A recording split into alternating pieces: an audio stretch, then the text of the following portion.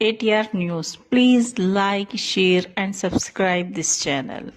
ज़्यादा से ज़्यादा ATR News को सब्सक्राइब करिए. Thank you. होते हैं, लेकिन मुसलमान ज्यादा ड्रॉप आउट होते हैं. हायर एजुकेशन तक वो गायब हो जाते हैं. तो ये हमने एजुकेशन में देखा. फिर जब हमने देखा कि एग्रीकल्चर में क्या हिस्सा है, तो ये समझ में आया कि एग्रीकल्चर में जो एसेट ओनरशिप है, यानी जो मिल्कियत है, वो नहीं के बराबर है.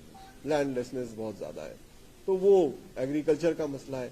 फिर एक खास चैप्टर इसमें है, जो नया चैप्टर है, वो ये है कि राजस्थान की जो अपनी इंडस्ट्री है, जिसको हम क्रिएटिव इंडस्ट्री कहते हैं, क्योंकि राजस्थान का एक पस मंजर है पूरी दुनिया में.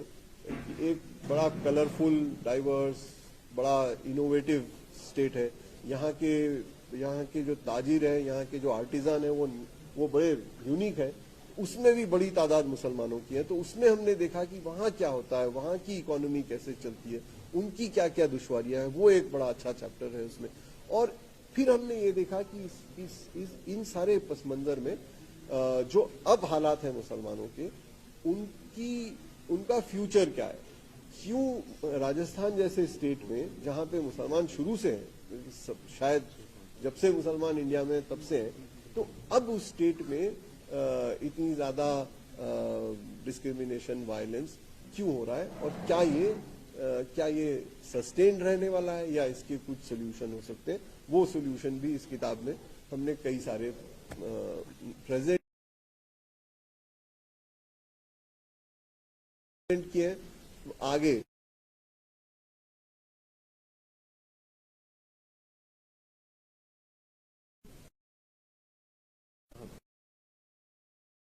Thank you very much. तो आप इनको जाने देते हैं, क्योंकि अब सियासियत भी नहीं है. हम कोशिश कर रहे हैं, नहीं आ रहे पॉलिटिक्स में.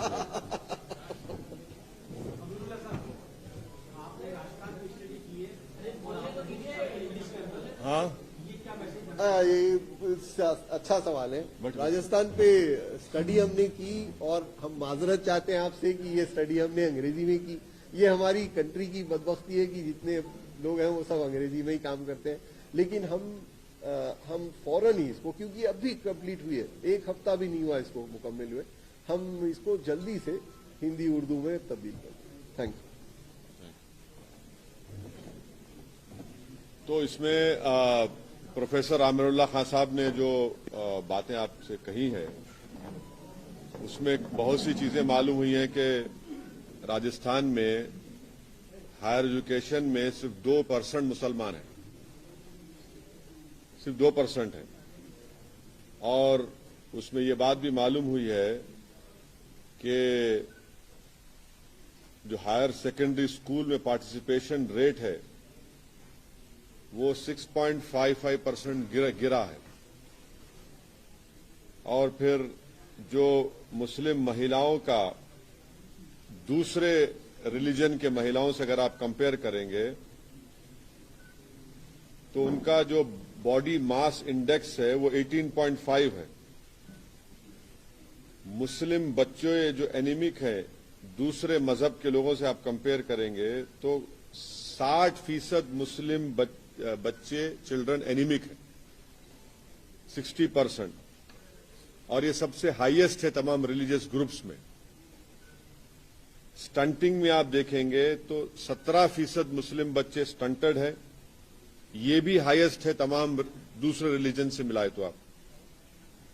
और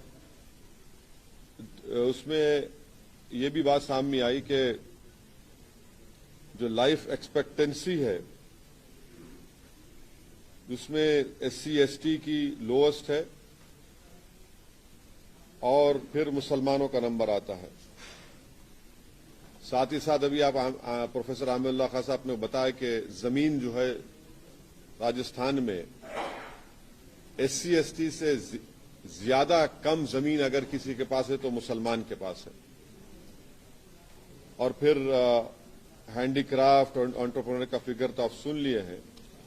और फिर साथ ही साथ उसमें जो एक और जो फाइंडिंग्स आई है, जो इस रिपोर्ट में आया है, जो मुस्लिम्स, जो नवीन नारायण साहब ने इसको बताया है, मैं आपको पेज नंबर बता देता हूं ताकि आप लोग जब इंशाअल्लाह ताला आपको अगर ये रिपोर्ट चाहिए तो आप जमील को बोलिए, पीडीएफ हम आपको भिजा देते हैं। तो आप जमील साहब हमारे जो जिम्मेदार हैं उनको बता दीजिए।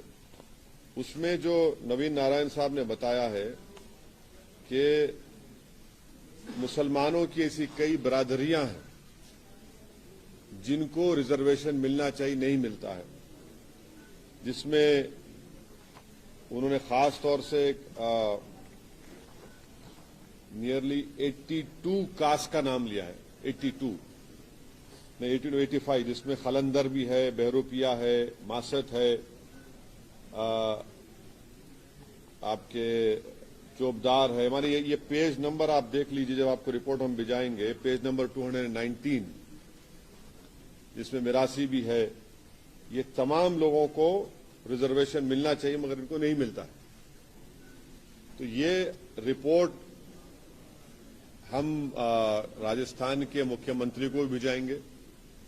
अगर वो वक्त देते हैं मुझसे मिलने का तो मैं खुद पर्सनली, हमारी टीम जाकर उनको देगी और उनको ये बताएंगे कि इसको आप पढ़ लीजिए, क्योंकि राजस्थान में जो माइनॉरिटीज का जो बजट है, मिनिस्ट्री ऑफ माइनॉरिटीज का, पहले 99 करोड़ था, इस साल उसको बढ़ाकर करीब 290 करोड़ किया गया है, जो बिल्कुल नाकाफी है, जो बिल्कुल नाकाफी है। क्योंकि अगर आप देखेंगे, अगर वाकई में कोई इंसाफ करना चाह रहा है तो उसका बजट बढ़ाना चाहिए, उसमें और नए स्कीम्स लाने चाहिए, और साथ ही साथ जो रिजर्वेशन का मसला है उसको गवर्नमेंट को एड्रेस करना पड़ेगा। तभी जाकर जो सामाजिक न्याय और सोशल जस्टिस की बात होती है वो तो सिर्फ जबानी खर्च होती है। इसीलिए लोग हम पर इल्जाम भी लगाते हैं कि आप जबरदस्त भाषण दे देते हैं। हमारे दुश्मन, हमारे जो पॉलिटिकल हम अपोनेंट बोलते हैं कि आप भड़काऊ भाषण दे देते हैं। तो हम उनको बताना चाह रहे हैं कि वो भड़काऊ इसलिए कहते हैं क्योंकि हम फैक्ट्स पर बोलते हैं, आईना दिखाते हैं तो तकलीफ हो जाती है हमारे मुखालिफिन को।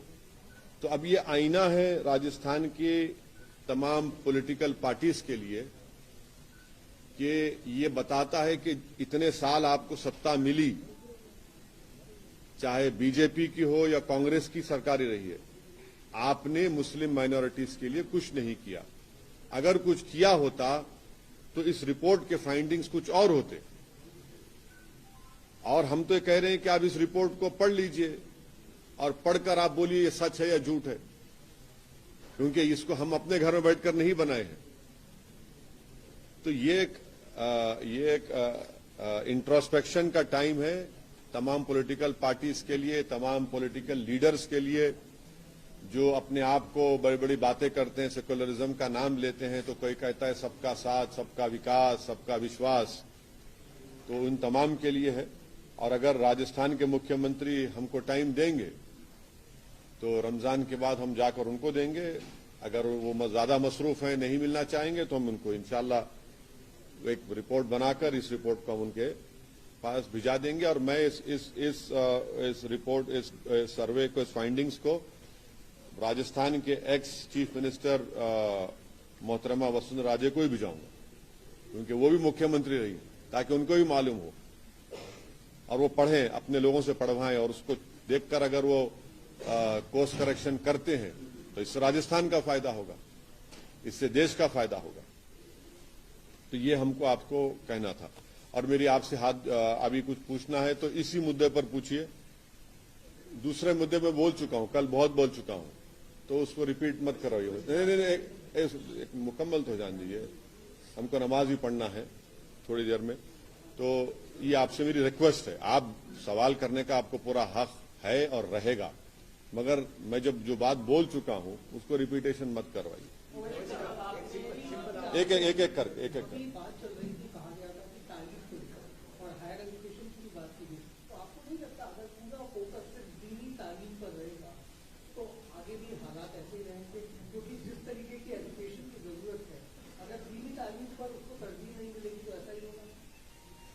देखिए, अगर आप कुंडू कमेटी की रिपोर्ट पढ़ लेते, अगर आप सच्चर कमेटी पढ़ लेते, और अगर आप थोड़ा मुस्लिम महलों में फिर लेते जहां पर मदरसे और स्कूल हैं, मदरसों में बच्चे इसलिए पढ़ते हैं क्योंकि उनको इस्लाम का एक स्कॉलर बनना है, आलिम बनना है, मुहद्दिस बनना है, फकीह बनना है, मुफ्ती बनना है। दूसरा इसलिए पढ़ते मदरसों में क्योंकि सरकारों ने स्कूल नहीं खोला। यही बात उन्होंने वहां पर कही है। इस रिपोर्ट में भी कहा कि आप स्कूल नहीं खोलते। सरकार अगर स्कूल खोलेगी तो बच्चे बराबर जाएंगे स्कूल को। तीसरी बात यह है कि प्राइवेट स्कूल में, जैसा अभी आमिर साहब ने कहा कि जब एंट्री लेवल पर सब बराबर होते हैं, मगर जब आगे बढ़ते हैं तो फाइनेंशियल वेयरविथॉल नहीं होने की वजह से ये सबसे बड़ा फैक्टर है दलित, मुसलमान और आदिवासी के बच्चों के ड्रॉप आउट रेट का, क्योंकि उनके पास पैसे नहीं होते अपने बच्चों को पढ़ाने के लिए। तो वो इसीलिए आप देखते हैं कि इसीलिए हम कह रहे हैं कि प्री मैट्रिक स्कॉलरशिप बढ़ाइए। केंद्र में मोदी सरकार ने उसको रेस्ट्रिक्ट कर दिया, सिर्फ 9th और 10th क्लास को दे रहे हैं, जबकि ड्रॉप आउट रेट होता है प्राइमरी और लेवल से शुरू होता है, क्लास 3, 4 के बाद 5 के बाद ड्रॉप आउट शुरू होता है। तो मदरसे को फोकस मत बनाइए। मदरसे थे और रहेंगे, मगर आप स्कूल कितने खोले सरकार वो देखिए, और आप प्री मैट्रिक स्कॉलरशिप के लिए क्या अमाउंट दे रहे वो देखिए। इसीलिए तो ये जो गिरावट होती है वो हायर एजुकेशन में जाकर सिर्फ 2% आते हैं मुसलमान राजस्थान में। यहाँ नीचे से शुरू हो रहा है ना, वो तो सरकार और पार्टी की जिम्मेदारी है।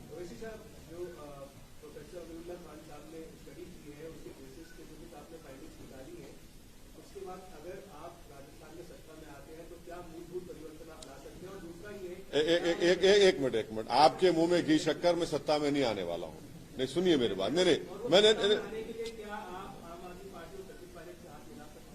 देखिए अच्छा देखिए, पहली बात तो यह है कि ये जो रिपोर्ट तैयार की गई है ये सत्ता में आने के लिए नहीं की गई है। चलिए अरे मेरा जवाब तो सुनिए। अरे भाई, आप अपना सवाल करें, मुझे तो अब आपका आपका जवाब दूं क्या मैं? अब 9 PM की तरह मत हो जाइए आप, सुनिए। हाँ, नहीं, वो नहीं है, वो अलग है। वो 8 PM नो CM अलग है, मरी अलग है। तो ये रिपोर्ट को इसलिए तैयार नहीं किया गया कि हम सत्ता में आए। ये इस रिपोर्ट को इसलिए तैयार किया गया ताकि जो पॉलिसी मेकर्स हैं, जो पॉलिटिकल पार्टीज हैं, जिनको सत्ता मिली है और सत्ता में है, उनको ये बताया जा सके कि देखिए ये पोजीशन है राजस्थान में मुसलमानों का, और आप इनके लिए कुछ कॉन्क्रीट इक़दामात करिए, कॉन्क्रीट स्टेप्स लीजिए, पॉलिसीज बनाइए। मैं सत्ता में आने की लड़ाई नहीं लड़ रहा हूं। मेरी जो पार्टी की लड़ाई है वो पॉलिटिकल रिप्रेजेंटेशन को और पॉलिटिकल लीडरशिप को क्रिएट करने की लड़ाई रही है, और वही रहेगी। अरे सुन तो लीजिए फिर। देखिए, मैं आपको मुतमईन करने के लिए सवाल का जवाब देने की कोशिश कर रहा हूं, मगर आप मुतमईन नहीं हुए तो मैं कुछ नहीं कर सकता उसको। तीसरी बात यह है कि मैं आपसे पूछना चाह रहा हूं कि आपने एक राजस्थान के डिप्टी चीफ मिनिस्टर का नाम लिया है, क्या वो छोड़ रहे हैं कि अपनी पार्टी को? मेरे को नहीं मालूम। अब मैं कैसा उसको प्रियम करके बोलूं, मुझे नहीं मालूम। और चुनाव के वक्त किससे अलायंस होगा नहीं होगा वो तो बहुत जल्दी हो जाएगा, उस वक्त देखा जाएगा।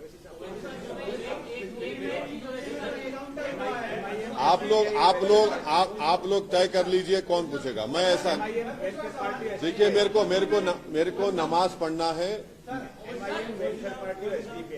तीनों मुस्लिम और दिगर वीकर सेक्शन में काम करती है। क्या बोला आपने?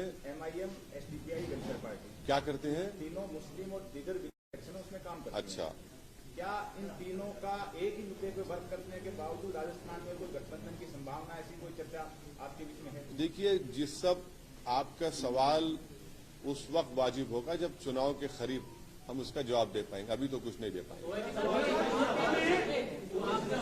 एक काम करते हैं, 2 इधर से पूछिए, 2 इधर से पूछेंगे।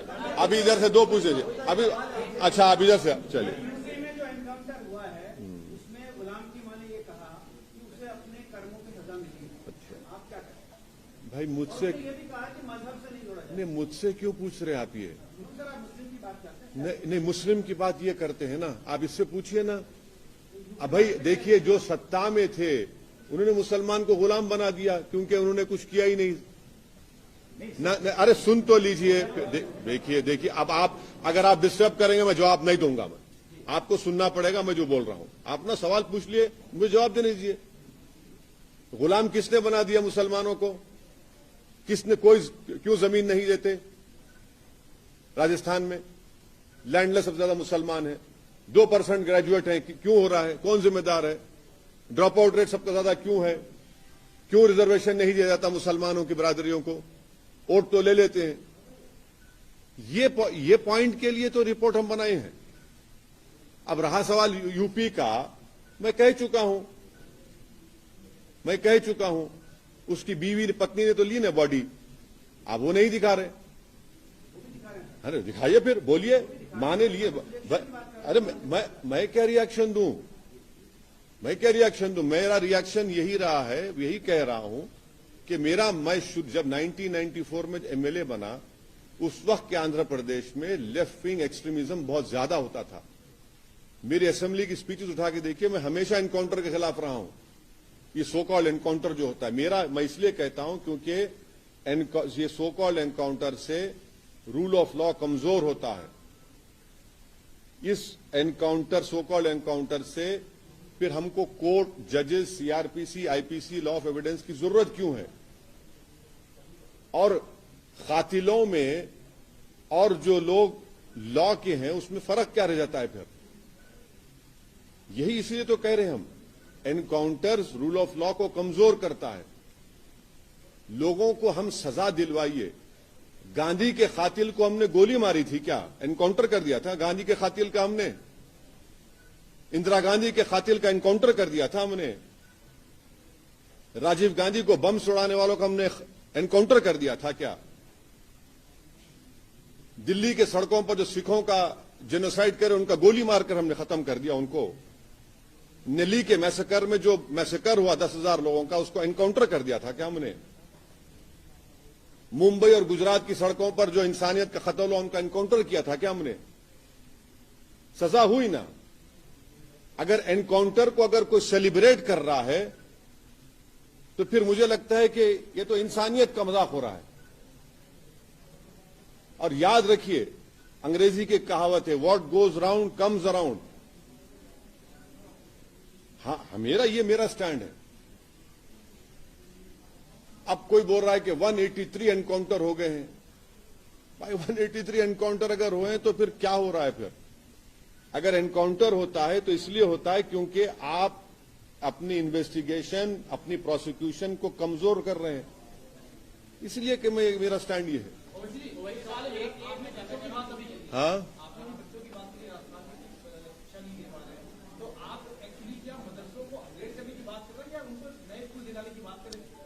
देखिए मदरसे थे, है और रहेंगे। मदरसों को बनाने का बुनियादी मकसद ये होता है कि उनको इस्लामिक स्कॉलर बनाया जाए, जिसको मौलाना कहते, मुहद्दिस कहते, मुफ्ती कहते। सुनिए, उसमें ये मकसद से तहत बनाया जाता है। सरकारों का काम यह है कि आपने राइट टू एजुकेशन तो बना दिया, तो स्कूल भी तो खोलिए। कौन रोक रहा है आपको स्कूल खोलने से? कौन आपको रोक रहा है स्कॉलरशिप इंक्रीज करने से? प्री मैट्रिक, पोस्ट मैट्रिक, क्यों पोस्ट मैट्रिक स्कॉलरशिप को बढ़ाया नहीं जाता? क्यों मौलाना आजाद फेलोशिप को एमफिल और पीएचडी स्टूडेंट्स के लिए बंद कर दिया गया? आप करिए ना, ये हमारा डिमांड है। और ये रिपोर्ट वही कहती है। आप लोगों को मदरसे सच्चर कमेटी अगर आप पढ़ेंगे, पेज नंबर, मैं कह रहा हूं कि पेज नंबर सच्चर कमेटी का शायद 380 होगा। कितने बच्चे पढ़ते हैं मदरसों में मुसलमानों के? मालूम आपको? Not even 2 to 3%। ये आपको देखना पड़ेगा। जरा पढ़ लेके आइए, मजा आएगा हमसे सवाल करने में।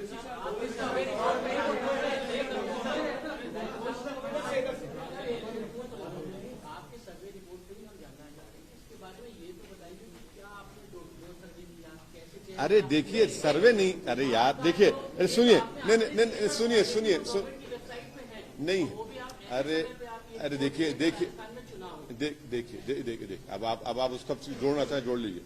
ये कोई डोर टू डोर सर्वे नहीं है। Door to door survey political parties कराती हैं कि कांग्रेस हारेगी,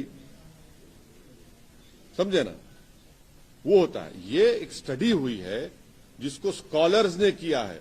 उन स्कॉलर्स का नाम है प्रोफेसर अमिताभ कुंडू, वेंकट नारायण मुतकुरी, आमिरुल्लाह खान, अब्दुल शाबान, और नाम पढ़ देता हूं, इसमें है निसार अहमद, नवीन नारायण साहब, संगमित्रा आचार्य, पेरुमुला गोपीनाथ, डीपी सिंह, मुशारुद्दीन साहब, इन तमाम ने, अपूर्वा रामचंद्रा, इन्होंने स्टडी की है और इसकी रिपोर्ट सामने आई है और इसमें सच्चाई पर है ये। हाँ, अच्छा ठीक है। अब आप सुनो, अब एक मिनट सुनिए। जो लोग 40 साल से मुसलमानों का वोट लेकर पीठ में खंजर घोंप रहे हैं, बच्चों को स्कूल से महरूम कर रहे हैं, जमीन नहीं दे रहे हैं, उनको ख्याल नहीं आया इस तरह का काम करने के लिए। उनको ख्याल नहीं आया इस तरह का काम करके देखो कि तुम जिसका वोट ले रहे, तुमने बर्बाद कर दिया उन लोगों को। जिसका तुम वोट लेकर मुख्यमंत्री बन जाते हो, तुम उनके बच्चों के सिर्फ 2% बच्चे ग्रेजुएट निकलते हैं। जिनका वोट लेकर तुम मंत्री बनते हो, एनीमिक बच्चों में खून की कमी है। जिन महिलाओं की तुम बड़ी दहाई देते हो, उस समुदाय के महिलाओं में बॉडी मास इंडेक्स सबसे कम है। तो हम किए, ये सुन तो लीजिए। अरे भाई, आप इतना तकलीफ क्यों हो रही है आपको? ने पेट में दर्द क्यों हो रहा है? आप तो कांग्रेस के नहीं है ना, बीजेपी के भी नहीं है ना। अबे सुनिए ना फिर। अरे तुम तो न्यूट्रल आदमी हो तो सुनो ना, बेचैनी क्यों हो रही है तुमको? हाँ, तो बोल दिया आपको, ये रिपोर्ट पढ़ो आप, हम भी जाएंगे। इतनी तकलीफ क्यों हो रही है प्यारे तुमको? नहीं होनी चाहिए ना ये आपका। नहीं, आपके कोई नेक इरादे तो नहीं है ना हमारा। हाँ चलिए, हाँ साहब बोलिए उनका। मैं आता हूं, मैं कहीं नहीं जा रहा हूं, मैं भाग के नहीं जाता हूं। मैं देश के प्रधानमंत्री की तरह नहीं हूं जो एक प्रेस कॉन्फ्रेंस नहीं लिया 9 साल में। बोलिए।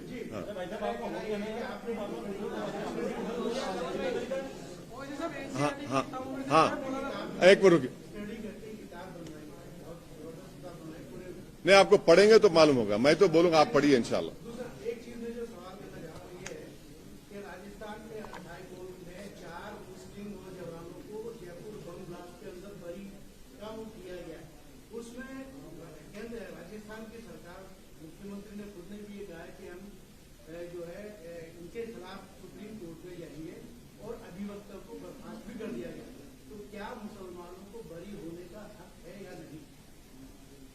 ये राजस्थान के मुसलमानों को ये तय करना पड़ेगा कि जब कोर्ट से उनको इंसाफ मिलता है तो जिसको उन्होंने अपना रहबर माना, जिसको अपना लीडर माना, जिसको अपने झोली भर भर कर आपने कांग्रेस को वोट दिया, आज जब मुसलमान बच्चों को हाईकोर्ट से रिहाई मिलती है तो राजस्थान की सरकार इस तरह का पोजीशन लेती है।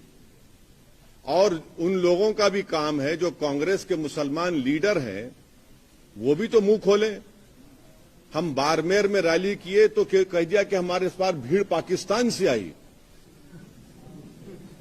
हमारे इतने लोगों को वीजा क्या अमित शाह ने दिया था हमारे लिए? तो उनको बोलना चाहिए। और उनको बोलना चाहिए जो हमारे आज से 1 महीना पहले यहां पर एक कॉन्फ्रेंस किए थे, बड़े कांग्रेस के नेता आए, बड़े लोग बैठे कौम के, और इनडायरेक्टली मैसेज देकर चले गए कुछ, तो अब उनको बोलना चाहिए।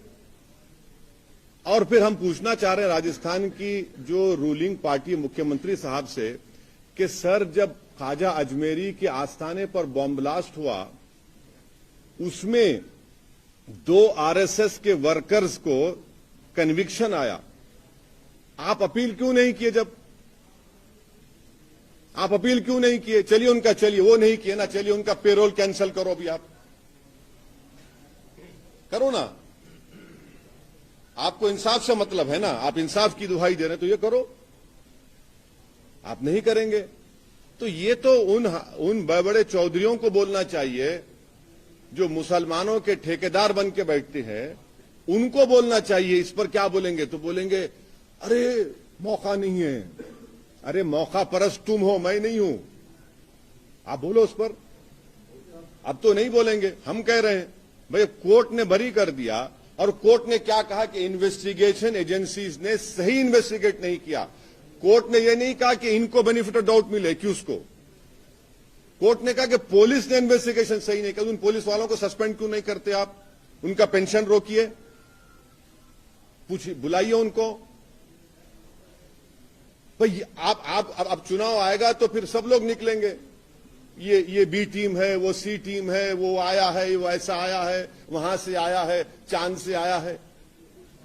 अब बोलिए, आपका वो सवाल वाजिबी है, मगर ये तो सवाल मुख्यमंत्री को और कांग्रेस के मुस्लिम एमएलएज हैं उनको देना चाहिए। आपका सवाल हो गया, आपका सवाल। उन्होंने कहा है कि आपके लोग अगर 70% से ज्यादा हो जाएंगे तो क्या वो शरीयत की मांग करेंगे? नहीं करेंगे, नहीं करेंगे। मैं कह रहा हूं, मैं आपको बोल रहा हूं नहीं करेंगे, क्योंकि मेरी लड़ाई संविधान की लड़ाई है। हिंदू राष्ट्र की बात कौन कर रहा है? बोलो, हिंदू राष्ट्र की बात कौन कर रहा है? हिंदू राष्ट्र की बात पूरे लोग, वही लोग कर रहे हैं जिनका ताल्लुक बीजेपी से है, आरएसएस से है। नहीं करेंगे, बिल्कुल नहीं करेंगे। हमारी लड़ाई एक पॉलिटिकल एम्पावरमेंट की जो है वो भारत को मजबूत बनाने की है। हमारी लड़ाई भारत की डाइवर्सिटी को, प्लुरलिज्म को बरकरार रखने की लड़ाई है। बिल्कुल नहीं। चाचा आपने पूछ, अरे आप पूछ ले मैडम, जो पूछे दोबारा पूछिए, आप पूछिए। अबे सवाल पूछिए, छोड़ दी, डोंट कंसिडर यूनिवर्स। सवाल पूछिए। अच्छा सवाल पूछिए, सवाल पूछिए। अच्छा जाने दीजिए। अरे आप सवाल कर लीजिए। नमाज पढ़ना है, नमाज आपको ही पढ़ना, हमको।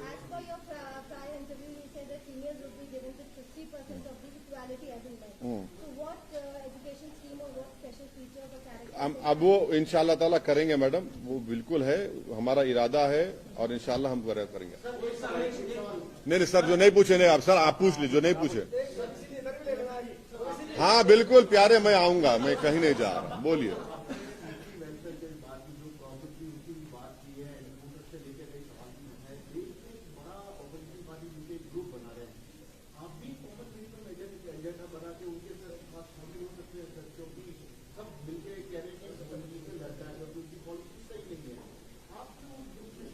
आप जरा बोल दीजिए ना उनको, आप बोल दीजिए भाई, आप उनको बोल दीजिए ना, आप उनको बोल दीजिए।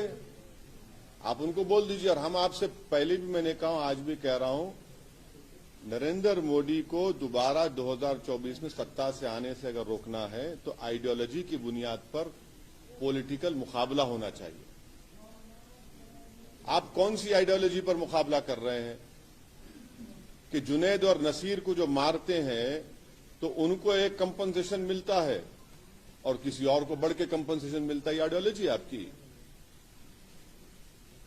अगर कोई कोर्ट से बरी हो जाता तो आप दूसरों का अपील नहीं करते, यहां अपील करती आइडियोलॉजी आपकी। आपकी ये आइडियोलॉजी है कि आप प्रदेश के मुख्यमंत्री हैं और सबसे बिहार का पुराना मदरसा, 100 साल पुराना अजीजिया मदरसा, जिसमें 4,500 मैन्यूस्क्रिप्ट्स, मखतूतात उर्दू में बोलते, वो जल जाते हैं, तो आप में इतनी तौफीक नहीं होती कि उस जगह पर जाकर मायना करें। ये आइडियोलॉजी है आपकी। आप बीजेपी के साथ मुख्यमंत्री बन गए बिहार में, 2-2 मर्तबा बन गए, 2-2 मर्तबा कुलाटी मारे। आप ऐसा मुकाबला करेंगे बीजेपी से?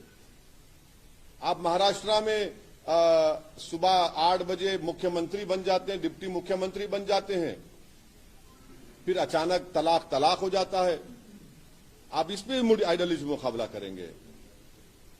आइडियोलॉजी पर मुकाबला होगा तो बीजेपी को रोक पाएंगे, वरना अगर आप ये बताना चाहेंगे कि नहीं मैं उनसे बड़ा लीडर बनूंगा आइडियोलॉजी, उनकी आइडियोलॉजी में, तो फिर क्या मुकाबला होगा?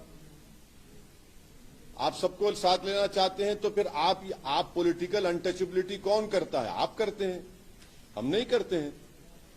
पॉलिटिकल अनटचेबिलिटी आप करते हैं। आप क्या क्या नाम नहीं देते, आप खुद करते हैं ना। अब आप बताइए। और एक बात सुनिए, इनकी हिपोक्रेसी देखिए।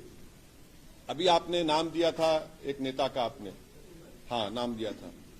वो बेचारे करप्शन की बात कर रहे हैं, उनके लीडर पार्लियामेंट में इतनी बड़ी फोटो दिखाते करप्शन की। नहीं नहीं, अरे सुन तो लीजिए। अब अरे सुन तो लीजिए। अरे सुन अच्छा सुन तो लीजिए ना। तो ये है, ये इसका जवाब ये है यार। अच्छा, अरे भाई, अरे मुल्ला जी के सामने क्यों कर रहे हैं आप? प्लीज, फिर आप हम पे आ जाएगा। हाँ मैडम, आप पूछिए, कोई मैडम पूछने जा रहे थे। चलिए, हो गया, बोल दिया, हो गया खत्म। तो रोक दिया।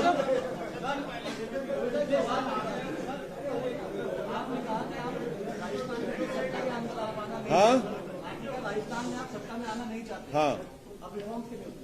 ऐसा लगता है कि आपकी पार्टी दूसरी जो अराजकता फैला रही है उनको आप बढ़ावा दें। कौन? आपकी पार्टी। हाँ बिल्कुल सही कह रहे हैं आप। मैं आपकी तारीफ करता हूँ, सलाम करता हूँ उठ के आपको। नहीं, सुन लीजिए, अब सुन लीजिए आप। अबे अब सुनिए, देखिए, अब सुन लीजिए। अब आप सुन लीजिए। 2018 में कांग्रेस सत्ता मिली ना। आप बेहतर जानते हैं हमसे। ये मुख्यमंत्री के बेटे को हम हराए थे पार्लियामेंट चुनाव में। एक नई सीट जीते आप यहां से, हमारी वजह से। कहां भाई आप लोगों को इतना खौफ क्यों होता है हमारे से? मैं आपसे नहीं, जो बोलते हैं आपको नहीं, आपको नहीं है, इसलिए आप सुन लीजिए। अच्छा, देख लिए। अब आप देखते जाइए। आप फुल टॉस दे रहे हैं मुझे, अब हमारे 4 भाग गए, 4 दलाल निकले, भाग गए ना। जमीर फरोश थे, सीमांचल की जनता को धोखा दिया। महाराष्ट्र में उद्धव ठाकरे और कांग्रेस के एमएलए ये जो भी भाग गए, तो इन सब ने क्या कहा? लोकतंत्र का टेररिज्म हो रहा है। और मेरे 4 को तुम खरीद लिए। वो क्या था? गांधीवाद था वो, है? यही तो हम बोल रहे हैं। अरे सुनिए, यही तो हम कह रहे हैं। ये आपकी मुनाफिकत है। हमसे मुनाफिकत करेंगे, वहां बोलेंगे पॉलिटिकल टेररिज्म, यहां बोलेंगे नहीं बीजेपी को रोकना था। अरे यार, तुम करोगे तो अच्छा, और मैं चुनाव लड़ूंगा तो बुरा हो जाता हूं। जो 4 भागे ना, आप देखना उनकी जमानत जब्त करवाएंगे। हम गए थे अभी सीमांचल को आधा घंटा चले हम, तो दूसरे दिन वो बेटा को असेंबली में खड़े होकर बोलना पड़ा कि हम 200 करोड़ दे रहे हैं ब्रिज के लिए। ओवैसी आधा घंटा चला तो तुमको 200 करोड़ देना पड़ा। चुनाव आते आते हम बहुत चलेंगे सीमांचल में, बताएंगे उन लोगों को। आप रुक जाइए। हाँ बोलिए। हाँ, आप संविधान की बात करते हैं और दूसरी तरफ सिर्फ मुसलमान की बात करते हैं, हिंदुस्तान की बात करते हैं। तो भारत में माइनॉरिटीज एक वर्ड है जो आर्टिकल 29 और 30 में फंडामेंटल राइट के तौर पर इस्तेमाल किया गया है, और जिसको केंद्र सरकार ने माना है कि माइनॉरिटीज में मुसलमान भी है। और दूसरा यह है कि आपको खुशी होगी, मुझे भी खुशी है कि मुसलमान भारत का अव्वल दर्जे का शहरी है। और इस देश में, हमारे वतन अजीज में सबसे कमजोर दलित, आदिवासी और मुसलमान है। इस देश को अगर चाइना से मुकाबला करना है, सुपर पावर बनना है, तो जब तक आप 14% मुसलमान को उठाएंगे नहीं, अगर आप उसको मार्जिनलाइज करते रहेंगे, दबाते रहेंगे, उसके बच्चों को पढ़ाई नहीं पढ़ाएंगे, जेलों में डालेंगे झूठे इल्जामात में, एनकाउंटर करते रहेंगे, तो भारत ताकतवर कैसे बनेगा? इसीलिए हम लड़ रहे हैं। नहीं, अब आप सवाल कर चुके। आप तालीम की बात कर रहे हैं, लेकिन एनसीईआरटी की किताबों में से जो भारत के पहले शिक्षा मंत्री थे मौलाना अबुल कलाम आजाद, उनका जिक्र तक हटा दिया गया है और किताबों के अंदर तब्दीली लाने नहीं। अबुल कलाम आजाद, मौलाना अबुल कलाम आजाद रहमतुल्लाह अलैह जी भारत के सबसे पहले एजुकेशन मिनिस्टर थे, ये तमाम IITs, ये सब इंडियन इंस्टीट्यूट ऑफ साइंस, इन तमाम की बुनियाद मौलाना आजाद ने डाली थी, और आज आप उनका ही नाम निकाल दिए हैं। तो ये ऐसा होता है ना, जिसको जलन होती है, हसद होता है कि अरे मेरा नाम नहीं आता, नहीं नाम निकाल दो उसका। भाई नाम निकालने से आपका छोटापन दिखता है। गांधी, सुनिए, गांधी को क्यों मारा गया? जो पढ़ाया जाता था कि गांधी को इसलिए मारा गया क्योंकि गांधी हिंदू मुस्लिम एकता के लिए काम करते थे, आपने उसको निकाल दिया। दलित राइटर्स जो लोकतंत्र पे चैप्टर थे, उसको आपने निकाल दिया। अब निकालने वालों को बड़ी शर्मिंदगी है कि हमारा तो कोई रोल था ही नहीं, तो इसलिए समझते हैं कि निकाल दो। अब भाई निकाल देने से आप अपना छोटापन दिखा रहे हैं। भाई आप सब पढ़ाइए, बच्चों को सब पढ़ने दीजिए, उसके बाद उसको तय करने दीजिए। गलत है ये। हाँ हाँ, अभी ये आखिरी सवाल है, इसका जा रहे हैं, नमाज पढ़ना है हमको। हाँ, पहला आखिरी नहीं, अभी आखिरी है ये।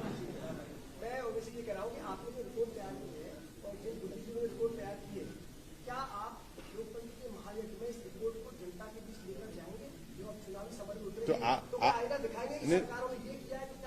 आप क्या समझ रहे, इसको मैं ले जाकर मेरे घर में ऊपर रख दूंगा कमरे में लिफाफे में बन के? ना ना ना ना ना, इसको घोल के पीऊंगा, फिर जबान से निकालूंगा जनता के सामने। हाँ, आप मुतमईन रहिए। हाँ,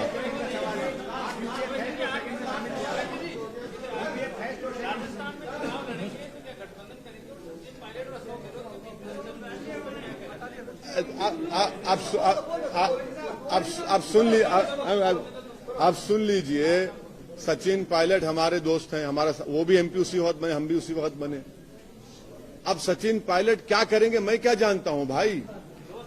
मैं, अरे दोस्त हैं, मगर वो अपना पॉलिटिकल फ्यूचर वो तय करेंगे। मैं अपना पॉलिटिकल पार्टी का काम कर रहा हूं, वो क्या करेंगे वो बताएंगे आपको, मेरे को नहीं मालूम। मुसलमान महंगी शादियां करता है, मुसलमान महंगी शादी करता है, 200 हाँ खाता है। हाँ, मैं तब्दीली लाना चाहता हूँ। जब सत्ता बदलेगी तब तब्दीली आएगी। तो आप मोदी या योगी के खिलाफ जो बातें करते हैं, हम खिलाफ चुनाव लड़ेंगे जाके? किसके खिलाफ? मोदी जी के खिलाफ जाके चुनाव। हम तो चुनाव हैदराबाद में लड़के हराए ना। हमारे जो म्युनिसिपल इलेक्शन हुआ था, उत्तर प्रदेश के मुख्यमंत्री मेरे पार्लियामेंट कॉन्स्टिट्यूएंसी में 4 घंटे फिरे। कितने? 4 घंटे। अमित शाह आए, चार मीनार के दामन में एक मंदिर है, वहां पर आ गए। मैं आपको बता रहा हूं, आप रिकॉर्ड निकाल कर देख लीजिए। 4 घंटे मुख्यमंत्री फिरे, एक सीट नहीं जिता पाई बीजेपी को म्युनिसिपल इलेक्शन में। अमित शाह साहब आए, वो सीट पे हमारा एक हिंदू कॉर्पोरेटर MIM का तीसरी मर्तबा जीत गया। हम मुकाबला तो हम ही कर रहे हैं। मैंने तो UAPA के बिल में कांग्रेस तरह सपोर्ट नहीं किया ना, कांग्रेस ने सपोर्ट किया था अमित शाह के बिल को, UAPA के। दिल्ली हाईकोर्ट ने कहा था कि फॉरेन फंडिंग पॉलिटिकल पार्टीज को ये कि दोनों पे एक्शन लो, बीजेपी पे कांग्रेस पे। तो दोनों ने मिलकर एक कानून बना लिया, उसको रेट्रोस्पेक्टिव इफेक्ट दिया।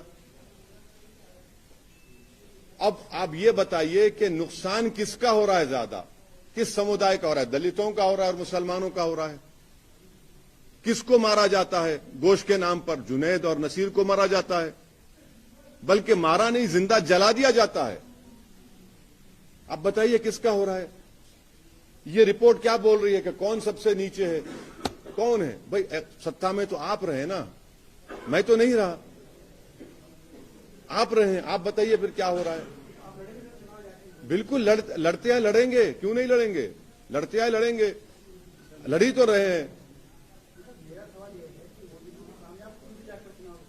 लड़ेंगे भाई, लड़ तो रहे हैं ना। पार्लियामेंट में खड़े के तो बोलते हैं, और हम जब पार्लियामेंट में भाषण देते तो बीजेपी के 300 MP के सामने हम खुल के बोलते हैं, ऐसा नहीं है कि झुक के बोलते। हाँ, नहीं नहीं, मैं समझ चुका हूं। वो अब देख रहे हैं कि क्या कैसा निकाला जाए TRP कल। भैया थोड़ा हम जानते हैं, आपकी तरह अक्लमंद नहीं है, मगर थोड़ा थोड़ा जानते हैं। हाँ, एक मिनट ठहरिए।